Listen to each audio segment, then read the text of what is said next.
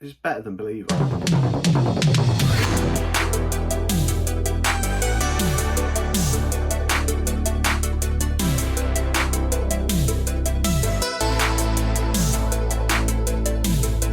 Hello, how's it going? Little special video today.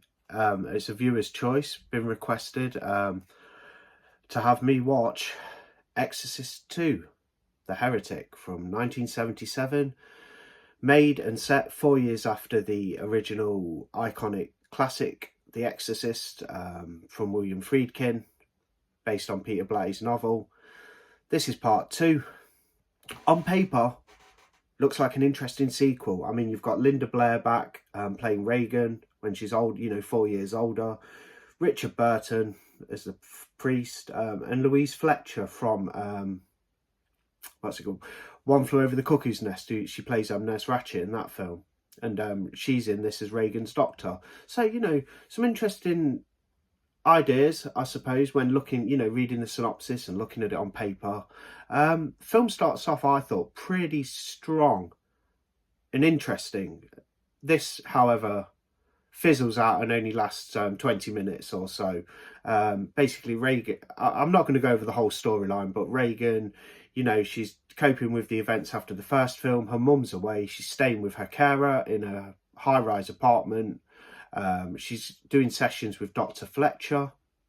I think it's not Dr. Fletcher, sorry, that's the actress's name, Louise Fletcher. She's doing sessions with her doctor, played by Louise Fletcher, and basically there's the synchronizer, which is this contraption where they wear sort of like headbands, and they have a light and it flashes, and they're connected to a machine and these devices, and basically they can kind of put each other into a state of hypnosis. This is what they've been doing with Reagan, putting her into a state of hypnosis, trying to unlock things in her mind and possibly see visions and things like that. When Reagan's under the influence of the synchronizer, she's having flashbacks and visions of the events that occurred in the 73 film. So it starts off pretty strong. You get introduced to the priest character of Richard Burton, who plays him. He's been brought in by the Vatican or whatever, the church, the Catholic Church, to investigate. Yeah, so Richard Burton's character is brought in to investigate the deaths of those involved with the exorcism 4 years prior. So he comes in, he's okay at what he does in the film, a little bit wooden, I suppose. I've never seen him in anything before. Apparently he's in like the 1963 Cleopatra film, and yeah, he's introduced to Reagan. He also takes trips to Africa, like Max von Sydow's character in the first film, and basically it all centres around Reagan dealing with her demons and finally being rid of Pazuzu, the demon sent from hell by Satan to possess her and yeah, conquer the world, I suppose. That's what demons have in mind. So you got all these moving parts and things, but after 20 minutes it just loses steam. I mean, I thought in the first 20 minutes there were some interesting aspects of the film, seeing Reagan living her life after the events of the first film, the introduction of some of the new characters like the doctor character and her sessions with Reagan. Thought that was quite interesting to start off with, but the whole thing just gets tiresome. So interesting first 20 minutes. There's even an exorcism scene at the beginning. I think that's also set in Africa somewhere, possibly maybe somewhere else, where a woman is possessed and then she sets herself on fire. That goes down to kick things off, and then you sort of introduced to Reagan again, the doctor character, Richard Burton's priest character, and yeah, we go from there. So it's all centered around Pazuzu. He's the main thing, and God, how many times can you hear Pazuzu in a movie? I mean, it would actually make quite a fun drinking game if you sat with your buddies or like a group of people, and every time someone says Pazuzu in The Heretic, you'd just drink. You'd end up very drunk because it's Pazuzu, Pazuzu, Pazuzu, over and over again. I found the film quite humorous. I'm not going to focus too much on talking about the story. I'm just going to talk about certain bits of the film. I'll talk about what I liked and what I didn't like. What I liked, like I said, first 20 minutes, the setup, thought that was quite good. Reintroduced to Reagan. sessions with the doctor, the whole like psychological aspect behind what's going on with Regan. Obviously the doctor you know, doesn't believe in possession and demons. She's very on the scientific side of things. You know, it's her mental health. What she's even, to quote her, she says, "I'm worried about her mind and her body." Whereas the priest, Richard Burton's character, he's worried about her soul. So you have that clash there between the doctor and the Richard Burton's character. Yeah, there's a few weird scenes where you've seen these locusts in Africa, all linked to Pazuzu's presence. You know, like he possessed somebody in Africa years ago, but this guy managed to rid himself of Pazuzu. I mean, I thought Regan had rid herself of Pazuzu in the first film. That was the whole point of the big climatic exorcism scene, right? No, Pazuzu's still in, you know, lurking in the room in the house in Washington, and he's trying to get hold of Regan's soul again. Yeah, that's the main narrative, I guess. Some hilarious stuff though. I mean, when Richard Burton's character's in Africa, it's just, there's this scene and all the guys are just, you know, it's Pazuzu, Pazuzu, Pazuzu, Pazuzu. And, you know, how many times can you hear Pazuzu? It's crazy. I like the idea of Pazuzu. He's a cool sounding demon. You know, if you're into your demonology and stuff, and it's a kind of cool sounding name as well, Pazuzu. But when you've watched this movie and heard it so many times, you're about ready to tear your hair out. Starts driving you crazy. I wouldn't even call this a horror film. I think it's a bit of a stretch referring to it as a horror film. I'd call it a drama. And also, to me, I found it hilarious, especially with some of the scenes with like Richard Burton's character, when he's in a trance and he's heading back to the house in Washington from the first movie, and Regan's sort of trying to wake him up because she's put him under hypnosis with the synchronizer, which she steals from the doctor later on in the film. So she sits down with the priest, does a little session, and he's under a hypnotic spell in a trance, going on the train, sitting on the train. There's a funny scene where the ticket guy's going around basically getting you to pay for your tickets on the train, and Regan hasn't got any money, so she's reaching in the priest's jacket while he's hypnotized, and the ticket guy says, "You know what you're doing?" and she says, "Oh, he's sick, he's had an injection," and then Richard Burton goes, "She belongs to me," and thought that was quite funny. Go back to the house, and then you have this big like action. It's more like an action sequence, no horror in it really, where they go back to the house, and there's another Regan, as she is, you know, and older, as well as, you know, she's there with Richard Burton's character. There's a Regan sat in the bed at the house from the first film. She looks as she does now. She's not all like grotesque and stuff. They do have flashbacks to when she was possessed by Pazuzu and all grotesque looking with the scary voice and everything. And yeah, it just turns into a big action fest where the house splits in two. The doctor comes with Regan's carer in a cab, which crashes through the front gate and causes a fire. And yeah, the house gets split in two.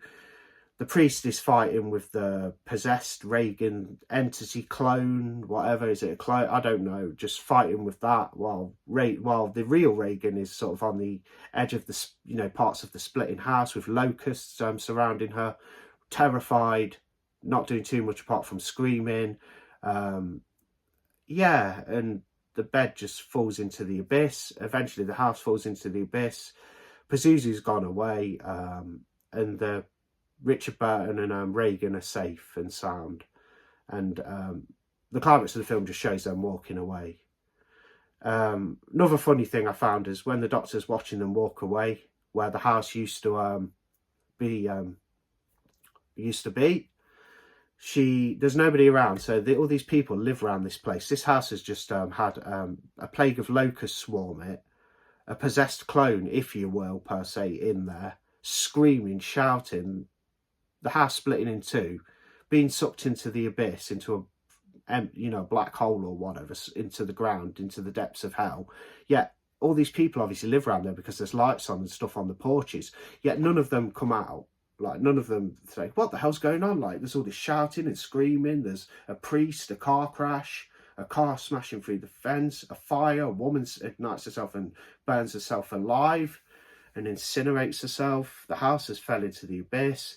No one comes out. But then suddenly when Reagan and the Richard Burton walk away, while the doctor character's watching them, you know, standing there, they all come rushing. You know, the ambulance turns up and the fire department and the police and the neighbours all come running. What's going on? Oh, I can't believe this. Oh my God. Where the hell were they like 15 minutes ago when all this was going on? Nobody even emerged. It took, you know, it's just, obviously you have to suspend your disbelief with films, and I don't want everything to be realistic. I love, you know, people's creations and fantasy and stuff, but yeah, it's just a bit of a stretch there. Like nobody even thought, oh, what's going on, or even come and had a look, and then they suddenly just all appear like, oh my God, all at once, all the neighbours, the fire department, etc. Really, really strange looking bit of the film. As far as good things go, Linda Blair's acting's good. She does a really good job as an older Reagan. Obviously, she played Reagan in the first film as a possessed child, and then she's 4 years later, she's in this movie. Linda Blair does a good job. She's good in the film. Didn't mind Richard Burton, really. A little bit stiff. Thought it was okay. The lady who played Nurse Ratched in One Flew Over the Cuckoo's Nest, who plays the doctor, she was all right. You know, like, the acting was fine. Didn't have a problem with the acting, really. I thought some of it was hilarious, like the overuse of the word Pazuzu, and some of the scenes in Africa were just, some of them made sense because they tied into the overall, you know, plot, but also a lot of them just come across as rather silly, like plagues of locusts everywhere and flashbacks, and then tribal people sort of going, ooh, ooh, ooh, trying to see them off. Reagan also does this when she has a plague of locusts around her in the house in Washington. At the end, the climax of the film, she's sort of mirroring what this African chap did to get rid of Pazuzu. She's standing there like this, you know, and it looks rather silly. I mean, it does tie into the story, it makes sense a bit, but look rather ridiculous, you know, just, yeah. Watch it at your own risk. It's not that great. I didn't, you know, it's not even good, really. It's more of a drama. It's barely a horror. It's intriguing on paper. Like I said, looks pretty good on paper when you read the cast and, you know, the synopsis, but it's just rather boring. It's quite dull as a whole as well. And it's 117 minutes, so 3 minutes shy of 2 hours. And damn, do you feel every minute of it. I mean, I've been trying to watch this all night and I fell asleep after the first hour. Then I woke up, watched it for 10, you know, continued because I wanted to get this review out, and then I fell asleep again, and then I've just had to watch it. And yeah, luckily the final half an hour when they go to back to the house in Washington from film number 1 doesn't drag too much, but overall, yeah, it's a bit of a drag. It's not that interesting. It's a poor, you know, poor film compared to the iconic original, which has just got the scares, the atmosphere, you know, the whole film's just phenomenal. I love the first Exorcist. Exorcist 3 is good as well. I do need to rewatch that one. I couldn't stand the prequels they did sort of in the 2000s as well. I think there's about 2 or 3 of them, maybe 2, like The Beginning and the other one. I thought they were absolutely atrocious. 1 and 3 are the best. Believer, which was released last year, wasn't it, in 2023. Exorcist Believer was complete trash, I thought. Terrible film, unlikable characters, nothing good about it. And I won't say that about films very often. Like, as you've heard, I've even had a few good things to say about Exorcist 2, The Heretic.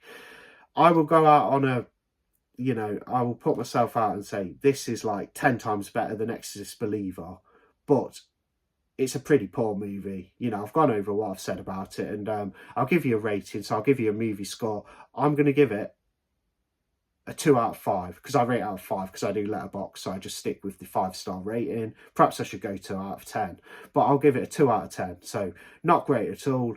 Believer, though, is a terrible film which was released last year and just shows you how bad modern horror can be sometimes. And this is 10 times better than Believer, but yet a pretty terrible film and more of a drama than a horror. I watched this edition, the Scream Factory edition. This is actually getting a release in October from Arrow Video. So Exorcist the Heretic is making its UK debut on Blu-ray, because we've never had a Blu-ray over here before. I'm sure we haven't, not an official one anyway.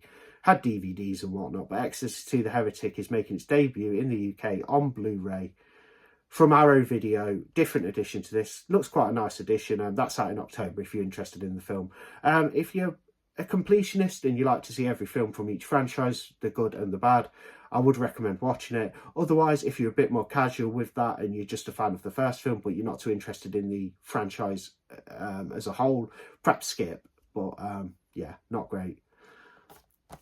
There's a little look at the back. Yeah, 117 minutes. It's a pretty long one. That's all I gotta say on it. So yeah, my head's absolutely spinning from hearing Pazuzu so many times. It's crazy. But I think I've covered what I wanted to say. I might, you know, I try and think about some things I want to cover in the videos. I probably missed a couple of things, but there you have it. I got this requested actually by Stuart George from Stuart George's Home Movies. He's been saying to me for nearly a year now, you got to watch Exorcist 2 because I want to see how bad you think it is. Well, I didn't think it was the worst film ever, but it's definitely not a good film. And it's more of a drama than a horror. But yeah, there you are. There's a review on Exorcist the Heretic.